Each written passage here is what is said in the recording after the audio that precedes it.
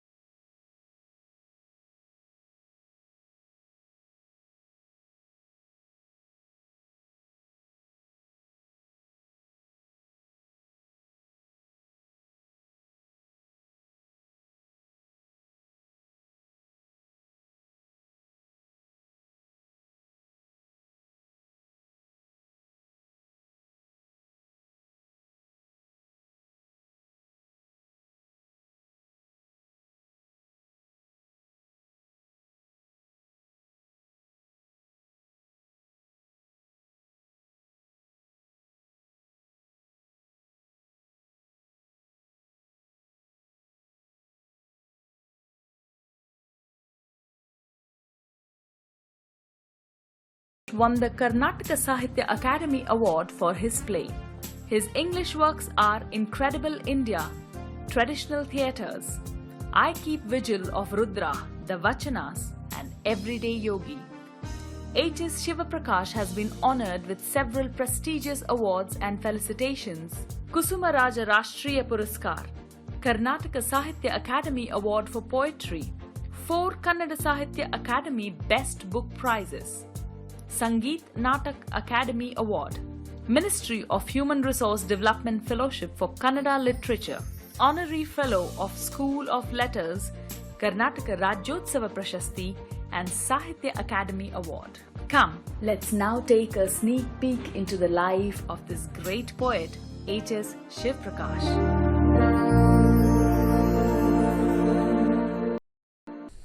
Would you like to describe the Bangalore of that time? What are your earliest memory of your childhood, and which area of Bangalore you were growing up? I was born in the heart of Bangalore. Which is? My house was near, very close to Majestic. Okay. There is a street called Rangaswamy Temple Street. Yes.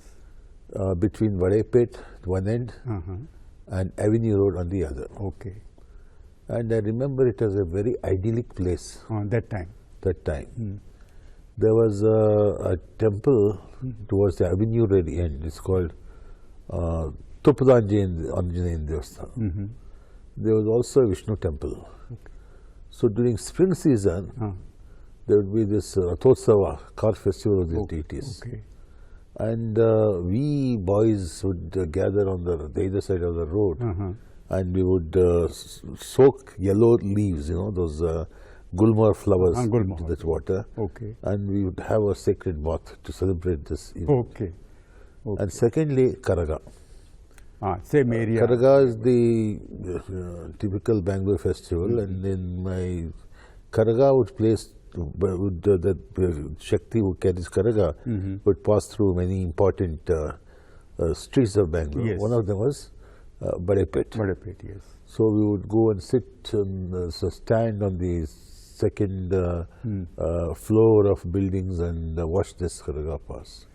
So what impressions, early impressions were formed in you by watching these card festivals and activities of your area? See, it's very interesting because I found that the kind of religiosity which surrounded my birthplace and which pervaded my life in the form of festivals was one of celebration and enjoyment. Good. So Ganesha festival means you have Kadavu and all that. Yes. Gauri festival means you have Podi and all that. Right. And only in the Yugadi, Kannada New Year, sweet with that bitter neem and sweet and so on. So basically, our religious culture is one of joy and celebration. Secondly, I lived in a very multicultural kind of setting, multilingual. On one side of my house, there were Marwaris who spoke Rajasthani, who knew Hindi, and they would speak Hindi as Kannada. And the opposite us, there were merchants who were Shettis who spoke Telugu.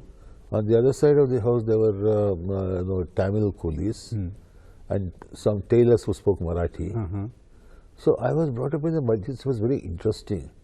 And my own background, my father was from Karnataka, I was a Kannada scholar. My mother was from Tamil Nadu. So I learned Kannada and Tamil scripts simultaneously. At the same time, I grew up listening to all these languages.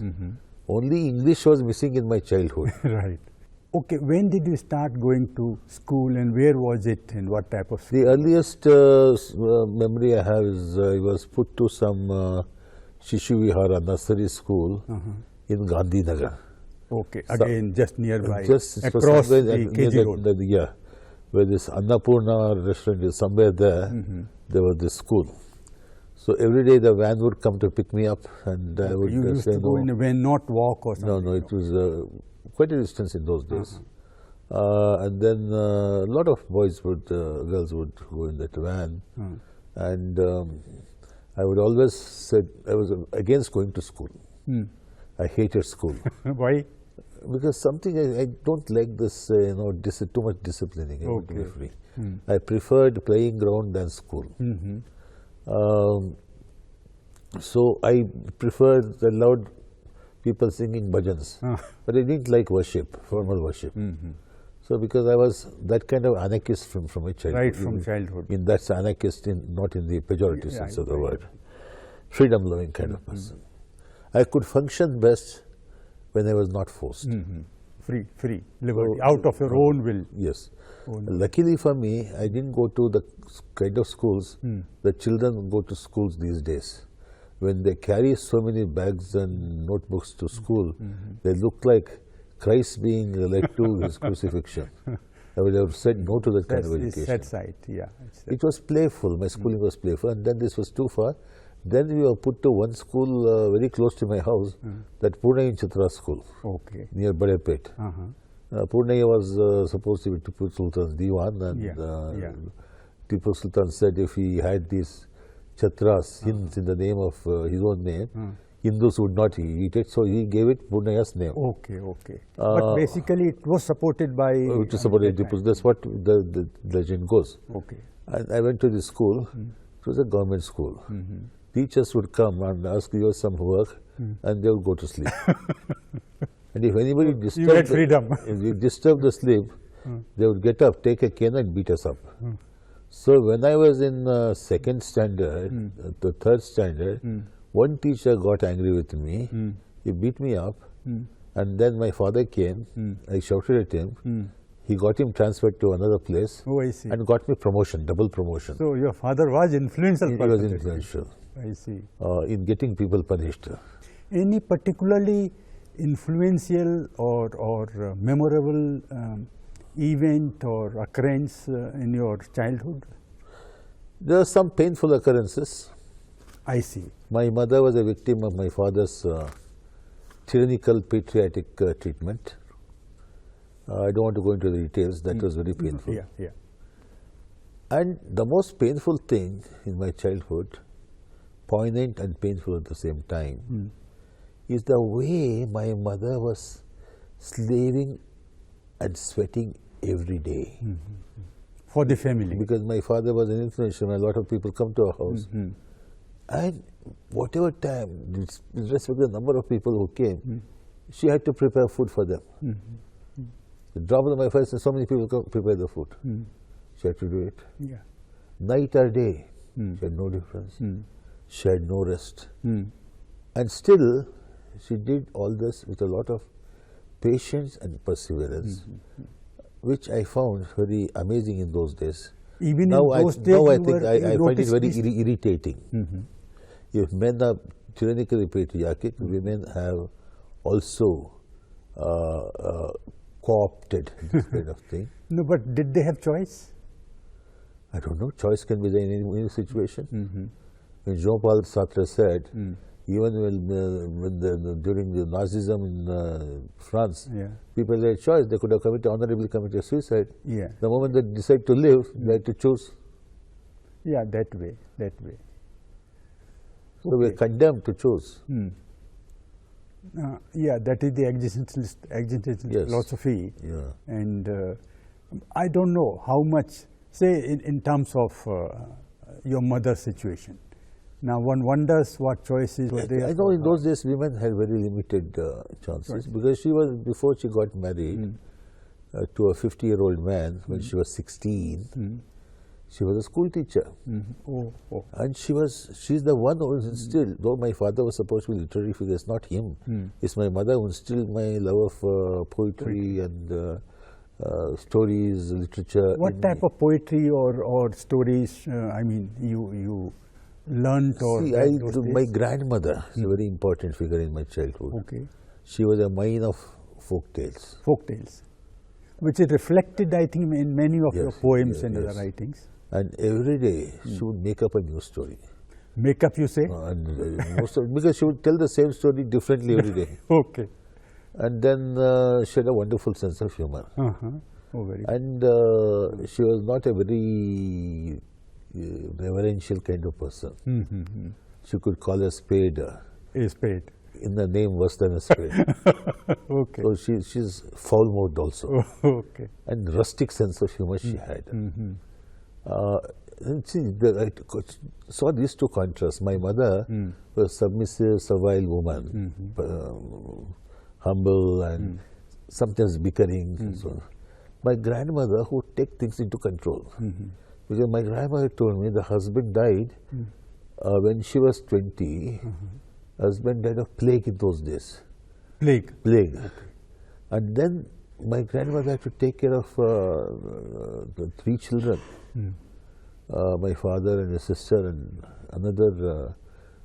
There was another girl. She had another girl. My grandmother. This girl also died of plague.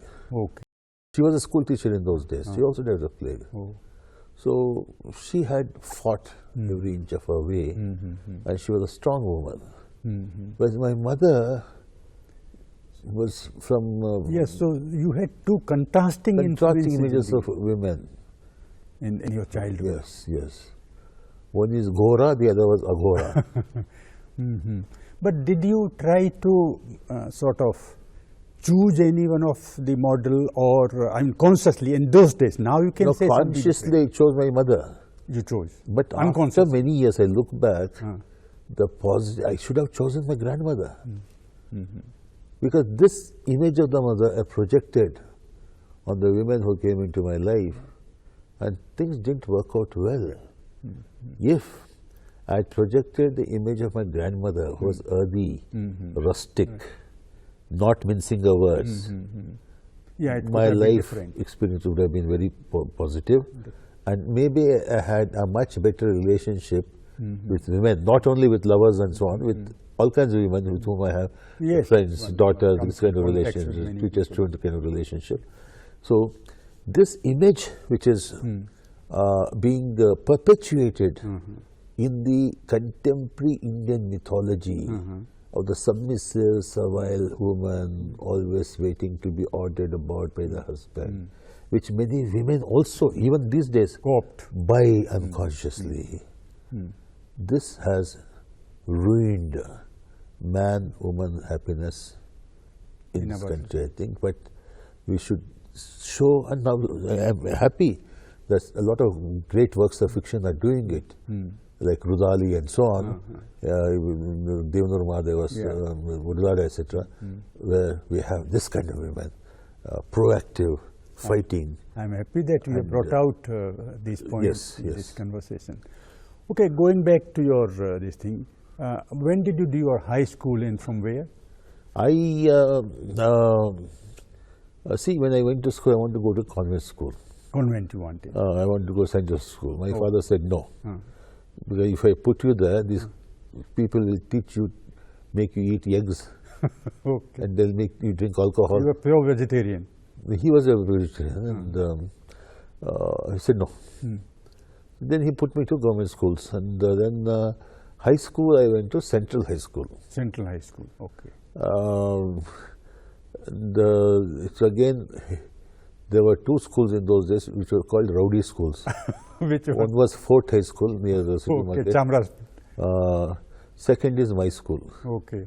I think Rajinikanth studied in Fort High School. I knew one of his classmates. Okay. He was an actor in our theatre. I was in the rowdy school number 2. But I liked this ambience and so on. But when I was in like 8th and 9th standard, I was okay. I had very good teachers. Even to this day, I will say the best teachers I had was not in private school but in government schools. And then something, so I became a little selfish. I said, why should I say I should stay in a good school? Then I fought with my father. They put me to Bangalore High School. Okay. But after going there, I should have stayed in Central High School. Bangalore High School was too sophisticated. Everybody is speaking English and so on, and it has a very upper caste kind of atmosphere. Of course, they were also very good teachers. It's a very good school, but somehow I was very close to the subaltern kind of people. I didn't feel at home. So I started bunking my classes. Okay. I fell in love with movies. At this point in adolescence, what were your aspirations and let's say what you wanted to be? It's very funny. That point of I wanted to be either a veterinary doctor I see, interesting. or an agricultural scientist. Okay. Sometimes I fantasized of becoming a movie director, Okay.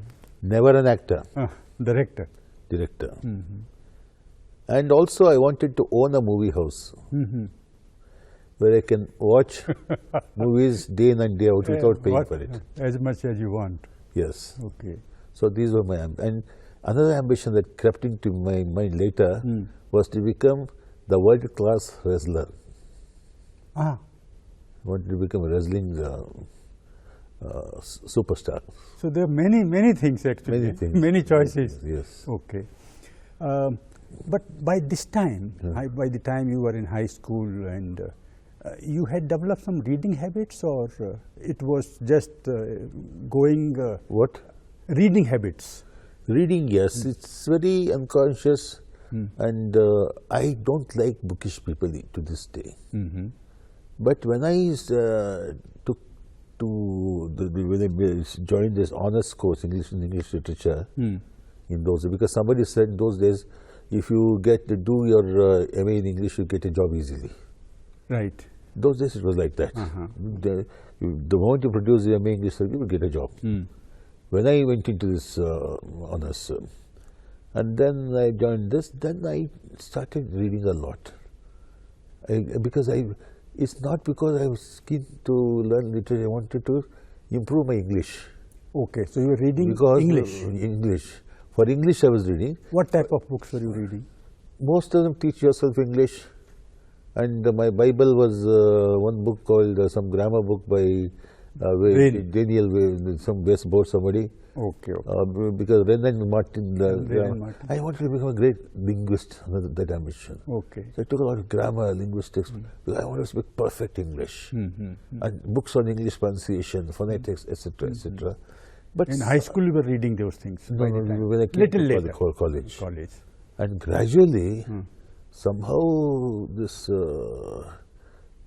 cunning muse, poetry, has stolen my heart. Took over you, eh? Without unconsciously. When did you write your first poem? First poem I wrote when I was in primary school. I see. One day, because I was brought up in an urban milieu, one day somebody brought a peacock. Right. He was a beggar. Peacock was making dance. You written a poem, Mor Utara Tha. Yes. Then I wrote a poem about peacock. So I liked that was your first poem? First poem. But my father was also, he was a good scholar, but he was a poetaster. Because he wanted the rhymes and everything to be matra, to be correct. Yes. He took it and he made his own poem of it, which I found disgusting. That put me off for many years. Okay. But when I was in first honours in Central College, we had a teacher, a very good teacher, but her English was so good I couldn't follow. Oh, I see. So I just started feeling sleepy. So to get rid of the sleep, I would start scribbling lines. When she is delivering the lecture. And as if pretending to take notes and so on. Making notes. Making notes and so on. Then this is how it started. My reading of poetry, interest in reading poetry was coeval with my interest in writing poetry. Okay, together. To this day, when I write a good poem, I want to translate it somehow. Translate it? Translate it into my own words, to make it my own. Okay. That's how I enter poems. Will you say that there's something to do with an adage that art begets art? Was it something like that when you read a good poetry, you feel like writing? No, I don't. It was not that. Pablo in his book talks about autobiography, poems born of poems. I don't like them at all. Okay. So it was not that. Poetry should connect you to your existential crisis. No, not all the poems, but sometimes perhaps, is it? That no, all the poems, even a comical poem. Okay. It's a rite of passage. In Kannada, I called it Kondavanno Hayudu. Rite of passage. Every poem is a rite of passage. Yes, you're right. It has to take you through the flames of everyday life. Samsara. And you'll come out of it without being reduced to ashes. Were you aware of these things at that point of time? What was the source of, let's say, your poetry at that point of time when you just started writing? See, knowledge. I'm not talking about scholarly knowledge. Right. Creative knowledge. Practical knowledge. Somewhere in the Quran, Muhammad compares a scholar who reads a lot of books to an ass carrying a lot of burden. I don't believe in that kind of scholarship. I don't believe in that kind of knowledge. What I call creative knowledge, you don't get it at once. It comes to you piecemeal, by and by.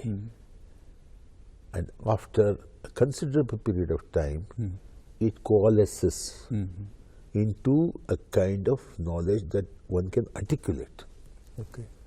So when some new insight comes, new inspiration comes, you feel it, but you can't articulate it. The moment you try to conceptualize it, it will run away. It loses its... So we should follow it. But then would you say that one has to be sort of receptive to these you call inspiration or insights which are coming piecemeal? Or it does happen? One should know what to be receptive to and what to be deceptive to and what one should avoid. Very true. Very So there's no one formula. See, there's a famous poem by the Czech poet Miroslav Holub, a conversation between Valéry, the French poet critic Paul Valéry, and Albert Einstein. This is the poem. Paul Valéry asks him, Mr. Einstein, in your field, when you get a new idea, how do you remember? Do you write it down? Do you commit it to memory? Do you speak it out and record it? Einstein says, no. Said her Einstein, no. It's very rare that we get original ideas. Yes. Once we get them, we'll never forget. No, we'll never forget. Yeah. Okay, we'll come back to, now you are, let's say, in college. So now, were there, new perspective? What was your worldview at this point of time? You are in college and a whole new world is before you. What were your worldview? What was your philosophy of life? And new inspirations or new aspirations or anything that time? Of course, I had some romantic aspirations, and most of the girls I fell for, they would never look at me. So I decided I'm a flop in this area. I gave up the search. So I liked unilateral love affairs without expecting anything. Harmless. It's a kind of bhakti. It's a human mortal kind of bhakti, you can say. But more interestingly, I developed a very severe health problem before I got into college. I had pleurisy, and Victoria Hospital people, they tried to treat me for some other disease, wrong diagnosis, and I was on deathbed. When I came, my health was very frail. I had to do something. Then I started practicing yoga. You mean asana? Yoga asanas or the whole asanas practice? Because I started reading the books of Swami Shivananda, and I have been interested in Vivekananda since my childhood. So I started doing yoga, and then gradually pranayama and meditation, and yoga became a very great passion in my life. And around what age you will say that? This was a very long term. This was my first love, to be speaking, not even poetry. So I would spend so much time doing yogasanas. I've spent some 60% of my lifetime in yoga and spiritual practices than anything else. Maybe 20%, 25% in writing poetry, plays and so on. The rest of it, all kinds of nonsense. I was a very intense practitioner, and this went on. This passion, this practice, tapasya, it stayed with me till the age of, let's say, 55, 57. Then, before this could happen, my Sufi master, when I was about 35 or so, he used to tell me, because he was illiterate, he couldn't pronounce the sound Shah, because Shivaprakash, whatever you do, you should do in your youth. People say we want to become spiritual in old age. You have no strength. Whether you want to achieve anything in the world or in spirituality, it is now when you are young. And after you get old, then you rest. You reap the fruits. This is around when you were about 35? When I was 35, 37. But still I went on. Then around the age of 60 or something, some inner calm dawned on me. And then this is the time to rest. I do some practices. because of bad habits, I've become obese and I have to do a lot of yogasanas and pranayama. And this stage very difficult. It's easy to gain weight, difficult to lose it. I'm fighting with it. Still, I believe in the power of yoga. It's not a kind of cure-all, but it has done me a lot of good, and to this day, doing me a lot of good. Not just physical yoga, then it's other dimensions yoga. And I believe in the multiplicity of yogas. There are so many, because human temperaments are so widely different. Each temperament is a different permutation and combination of yogic practices. But most of the yoga schools, this is standard, which doesn't work. Yeah, maybe we'll come back to that little later. Let's go back again to your, say, early youth. When did you get your job, and what were you looking for when you were looking for a job? I mean, did you require it, and how did it happen, and when did it happen?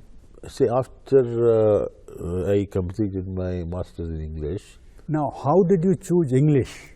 I told you, because somebody still gets jobs. Yeah, you said. Yeah. And then there was no English in my childhood.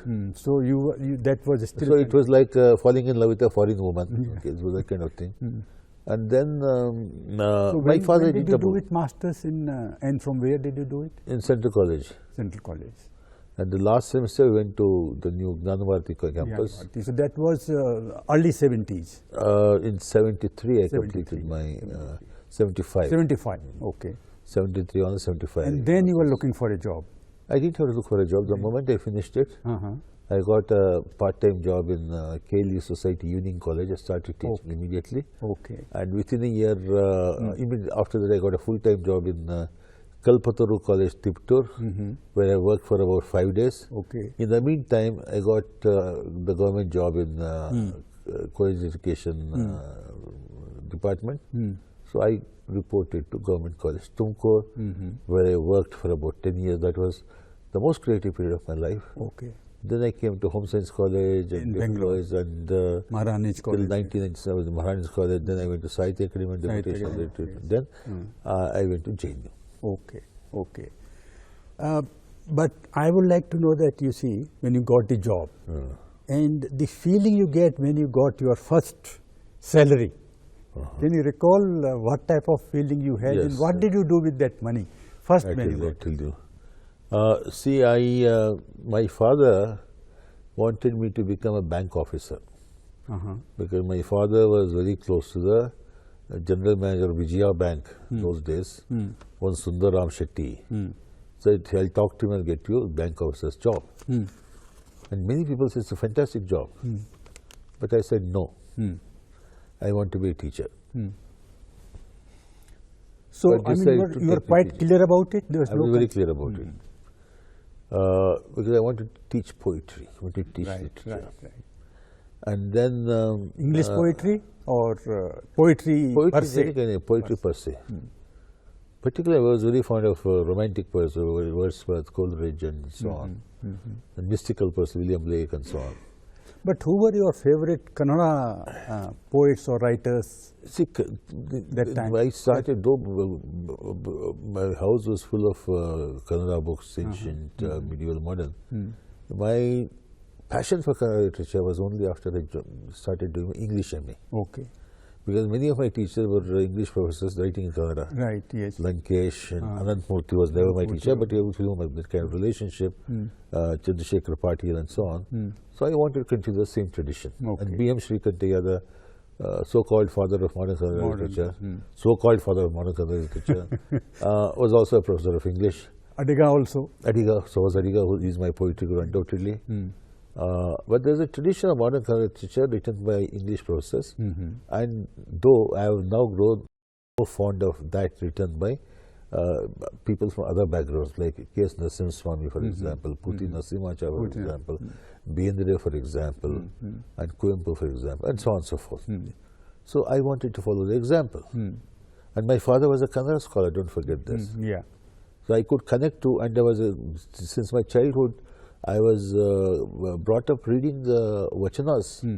That was the sacred literature for us. No, nothing else. So it was, then I started falling in love with bhajans in Ramakrishna Ashram, started going to Ramakrishna Ashram. Okay. I loved Bhakti poetry. So that's why I took literature and all this, you know, and became a teacher. What about the first salary and your feeling about First salary, when I remember, I was posted to Tumkur, and after I reported for 3 months, I didn't get the salary. I see. And after that, they had to do so many formalities were involved. My first salary was, the gross salary was 613 rupees. Okay. Okay. Then, of course, the price went up and the pay scales was hiked and so on. When I retired, my basic was nearly 2,11,000. So that's the journey I've made. Of course, my salary has increased so many times. Of course, but the price has increased also, many more times. Yeah. Okay, you have taught for about 21 years before you went to ANU in Tumkur. I taught for from 1990. No, it was 1976 to 1997. 21 project department. Yes, yes. And then for 5 years, Sahitya Academy. Sahitya Academy, and then again in JNU. JNU 30. With the exception of my deputation to Germany. Berlin. Tagore Embassy. Yes, we'll come to that. From 2011 to 2014. 3 years, okay. No, I was saying that you taught in Tumkur. You taught in Home Science College, you taught in Maharani's College, you taught all women classes, you taught co-education, you taught only boys. Yes. Now, would you like to say what difference it is in teaching, let's say, all boys or co-education or all women? Is there any difference in teaching these various See, I was first taught in those Government Arts College, Tumkur. Was a co-education college. There were more boys than girls. Okay. I liked it because I could feel free with them. I could make jokes with them, and my classes used to be very humorous, and people liked it. Because I discovered that unless you make jokes, they'll start laughing at your seriousness. I became a very popular teacher. But after this, when I was transferred to Bangalore, I was posted to all women's college. Because there were no women in my childhood. I had some kind of phobia about women. Whenever I had to speak to a woman, my legs would start shaking. Except my mother, some girls and grandmother, no other women in my life. No sisters, nothing. I was terribly afraid. So I requested the then director of education, please post me to somewhere. She said, either go there or I'll post you to Gulbarga. Then I said, okay, go there. Just imagine, 3,000 girls, teachers, what do I do? How many other? It's like Arjuna going to Pramila Rajya. But gradually I discovered these girls have been very mischievous. They were mischievous. When I was young, when any young teacher came, they would rag him a lot. Okay. How were you ragged? They didn't rag me. Okay, I see. At first they tried, but they found me very serious. My big difference, but Tumkur actually teach everything in Kannada. Here all these girls from North Indian background, most of them only English. So I had to switch out in teaching in English. It was quite an effort for me. When I did that, I became their favorite. They never ragged me. They always looked up to me.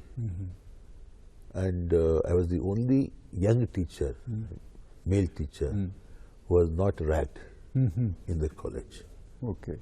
And this college had a very good ambience. There were trees inside, and this quail bird coming and singing and so on.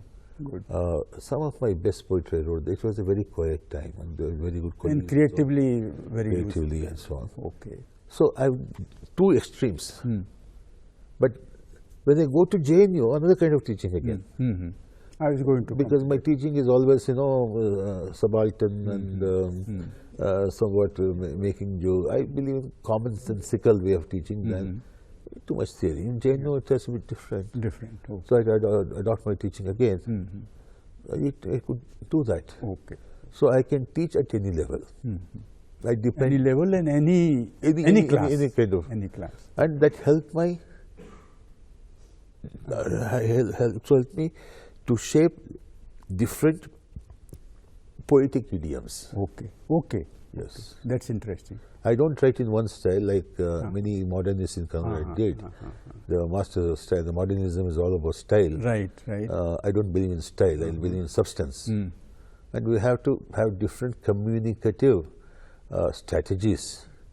So you think you attribute that to this experience of teaching different type of... Yes. Teaching with the poet and teach both use words. So therefore... and a teacher may be communicating very profound sense.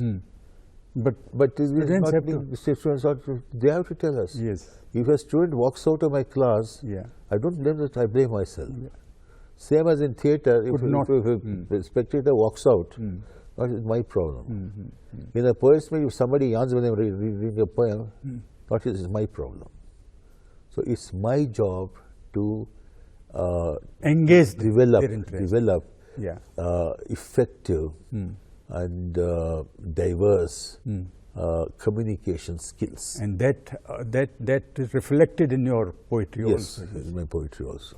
I wonder whether we can talk about, say, your marriage. I understand it didn't work out. We are not going to talk about those details, but I'm interested. Did you learn any lessons from the marriage? It's not quite accurate to say that marriage didn't work. Okay, okay. I have gone through, my life is full of contrasts, extremes. I have seen the worst of marriage, I have seen the best of marriage. And I have realized that this too shall pass. Both agony and ecstasy will pass. Because it is said that a yogic seeker goes in one life through so many lifetime experiences, which other people go through in 20 lifetimes. So I experience so much. It's both. What I have realized, to sum up, in a nutshell, man-woman relationships, whether in marriage or outside,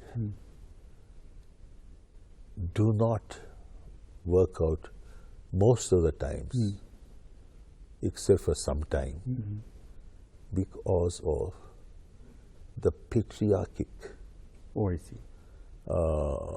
attitude of the husband. Mindset of men, part of which is imbibed by women also. So unless there is a kind of catharsis has to happen to society, I think catharsis is happening in different ways. And sometimes catharsis can be very violent also. So this patriarchic mindset has to go. Because a lot of opposition to patriarchy these days, I find, is inverted patriarchy. To replace one kind of hierarchy with another kind of hierarchy.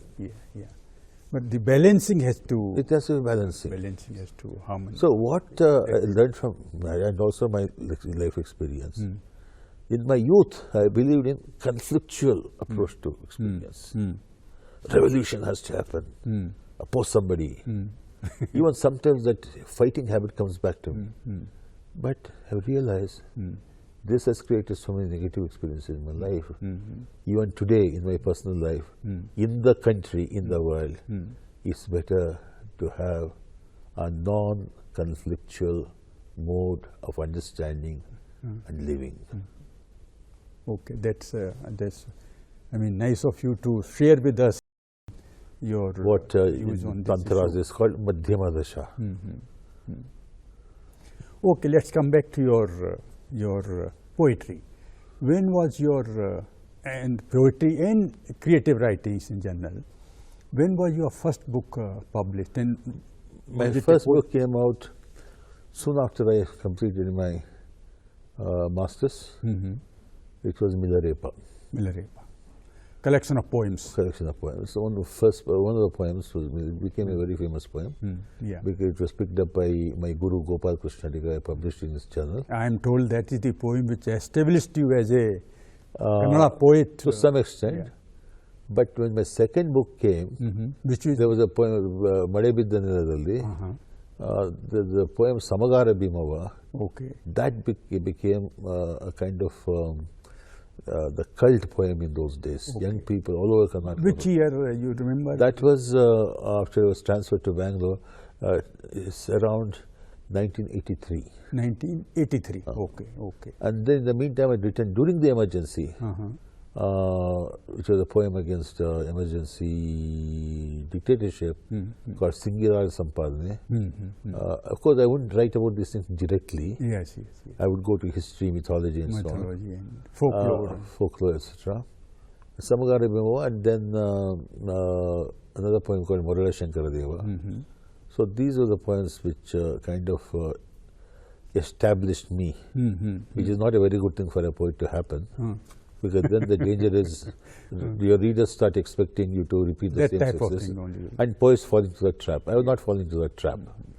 I have written so many other different styles. Yeah, you have 9 collection of poetry. No, now I have 13. 13. 13. And plays about 15 or something? About 17, 18. 17 plays.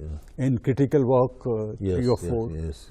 But all this, which genre is your, can we say this is a fair question to ask, which is your favorite? I thought poetry was my favorite genre. But now I think it's something else which expresses in different genres, in different contexts. One thing I am not capable of. When I speak, I am a good storyteller. I can't write fiction. Because I can't remember details. When I try to recollect any experience, I can vividly recollect the emotional impact of it, the feel of it. But I can't remember details. For example, we are having this interview today. When I think back to it after a month or so, I may not remember what kind of kurta you were wearing. But other things I remember. The meaning, emotions I remember.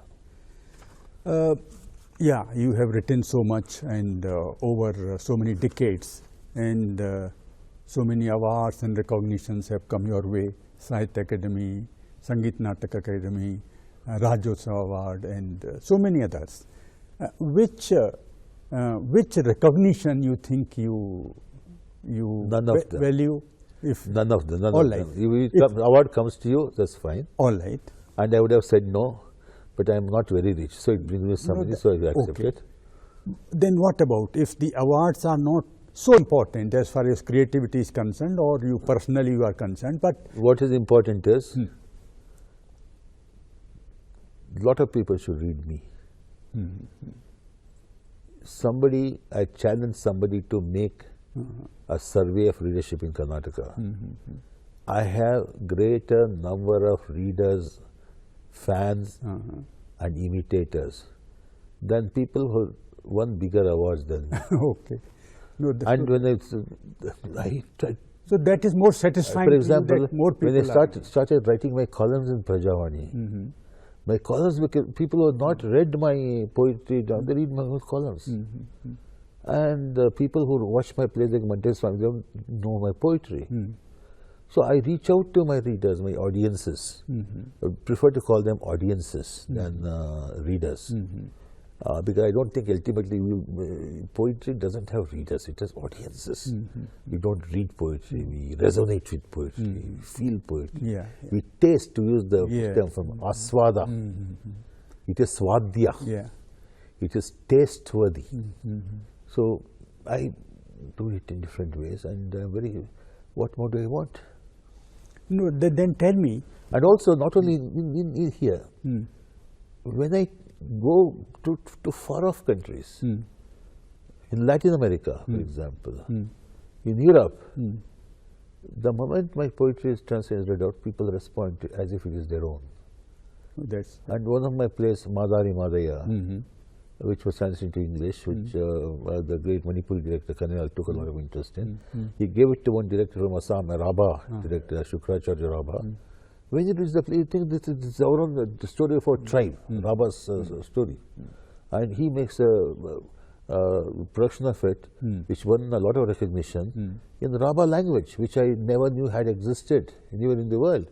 And he had not heard of me. And the mythology is a use of Malay Madheshwar from Karnataka. Okay, okay. So, this is so, Tagore has a beautiful line in his Gitanjali. And I am told he wrote it when Masti Venkatesh Iyengar went to meet him in his place, and Jorasanko. Koto ajanale janale tumi, koto gore dile dai, durke korile nikote bondhu, porke korile bhai. In how many houses did you make me enter? And you made the distant my kinsperson and the stranger my brother. So this is able to, it makes me, it enables me to reach people, life forms everywhere, not only the present, in the past and in the unborn future. So what will be your message to aspiring writers? I don't believe in giving anybody guidance. Okay, but because my guru Adiga, when another poet friend took me to him, sir, you please advise him. He is not being loyal to poetry. Today he starts reading science, mathematics, this and that. Adiga said, don't advise poets. Do you know when a bee has to make one drop of honey, how many flowers it has to go to? So he has to find his own way. Right. Okay. So there are no standard methods. You find your own way. But how important? But the proof of the pudding is in the eating of it. Yeah. Understood. The tree is known by the fruit. Yeah, yeah. But will you say that the study of criticism, study of theories of poetics and things like that, how do they play any role in your creativity? If you are a good poet, none of these things and all of these things can help you. If you are a bad poet, none of these things and all of these can damage you. You know what to take, what not to take. Adiga has this beautiful line in his poem Prarthane, Kalisu baguvudannu, bagade satayudannu. Teach me when to bend. And when not to bend and stand stiff. Wonderful, wonderful. When to be passive, when to be receptive, when to shut yourself up. Like Emily Dickinson, the soul selects its own society and shuts the door on her divine majesty. Obtrude no more. What will be your message to the youth of today? As a youth is the best time to be in. I made most of it, though I suffered a lot during my youth. This is the time to taste both joys and sufferings. I don't believe in restraint. I believe in William Blake's message. The road of excess leads to the palace of wisdom. Okay. So this is my message to the youth. The road of excess leads to the palace of wisdom, but to take the consequences. Be prepared for that. Be prepared. Otherwise, play safe. Any regrets in life, Shivaprakash?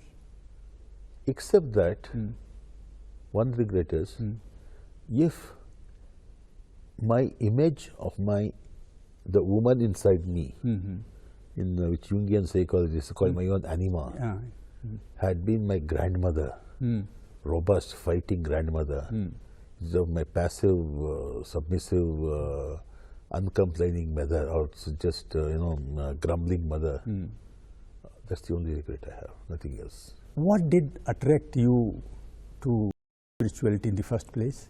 One of my poetry and spiritual gurus, William Blake, said, whenever man has something, the cry is for more, but nothing can, but all can satisfy human spirit. What is this all? All with capital A. This is what I wanted, I was longing for, And a Swedish poet, Gunnar Ekala, puts it very beautifully. One of his hymns to the Mother Goddess. He says, if you ask me to describe your height, I would put a star at your head, a star at your feet. But I know there's no star at your head or at your feet. If I could describe your breath, I would choose an embrace which is false and primitive. But still, just an inch of your loveliness I have known. Wonderful. So how to reach that all through this? How to see the ocean in a drop of water? Yeah. So the day we can't see the whole ocean, we can't hold it in our hands. But if we can feel, Katra mein dazla dikhai na yes, the whole ocean, Sindhu in Bindu, Bindu. this quest for all, I think this is what drives people through all kinds of desires, drags and drives them to all kinds of desires. Is this the reason that you have gone to many masters, many guides, many gurus, you can say? So it was not because of, let's say, any confusion or disturbance, but it was that you really wanted the all with capital A, and therefore you were all. Because most of the masters I went and this to, also this open-mindedness. You have gone to Christian gurus or guides, you have gone to Muslim guides, you have gone to Hindu guides, you have gone to Shiva, Vaishnava, all. everybody. So you, to what you attribute this openness of mind? It's not very common to have. Because you see, normally it's said, in the spiritual masters say, they want to keep their flock together. One master, one disciple, okay, one mantra. But look at Ramakrishna Paramahansa, he had 3 gurus. Ramana Maharshi had no human guru. And Abhinav Gupta had several gurus. He had a Kaula guru, a guru Pratyabhigna, somebody else was Spanda. And Abhinav Gupta said one thing, I went to many masters, I learned from them. Whenever they said, this is all, I wrote them with respect, I moved on. Okay. Ultimately, this is the basic thing I argued in my new book, Guru 10 Doors to Ancient Wisdom. Yeah. Guru is the principle, ultimately Guru is within you. And the job of a Guru is to make you free from dependence on Guru. But what I see around me are Gurus who are making you more and more dependent on them. Because my great Guru used to communicate to me through a medium. Now it has stopped because I don't need the medium anymore. Through this journey, or maybe we will not go into what has been your experiences. You have written about many of them, but apart from spiritual lessons or experiences, what practical lessons did you learn from this spiritual journey? Because after all, you are in a world. How to live my everyday, every minute meaningfully.